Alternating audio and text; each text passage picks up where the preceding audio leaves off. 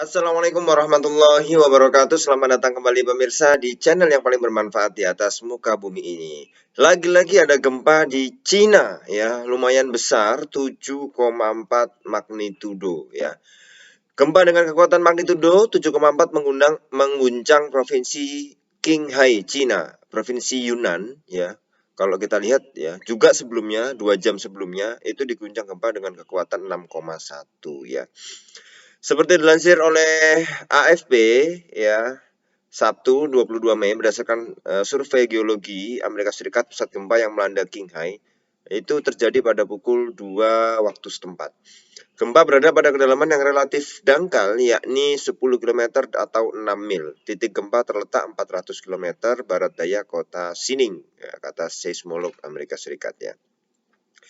Ini tapi sebuah provinsi yang jarang ya penduduknya.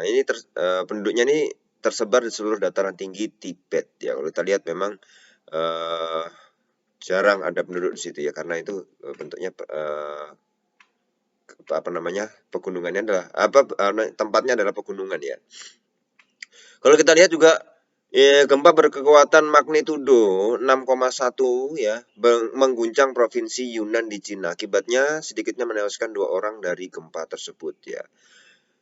Pusat gempa yang melanda pada pukul 21.48 waktu setempat, jadi jam 9 ya, jam 10-an lah ya, jam 10 kurang waktu setempat ya, yaitu di kedalaman yang dangkal ya, 10 km atau 6 mil ya, berada di kota Dali.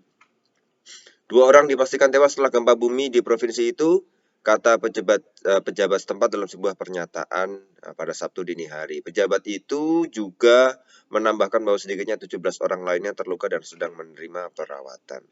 Ada 20.000 orang telah dievakuasi, lebih dari 100.000 orang tinggal di daerah tersebut, sebagian besar dari mereka berada di komunitas pedesaan. Media lokal menerbitkan video yang menunjukkan lampu langit-langit berayun dan vas jatuh dari rak ya, serta sekelompok orang yang lari keluar dari gempa. Ini 6,1 ya, 6,1 ya. Pemerintah provinsi mengatakan beberapa bangunan runtuh dan lainnya rusak dan situasi bencana sedang menjalani verifikasi lebih lanjut. Pusat Jaringan Gempa Cina memperingatkan orang-orang untuk menjauh dari bangunan dalam sebuah postingan di platform Weibo.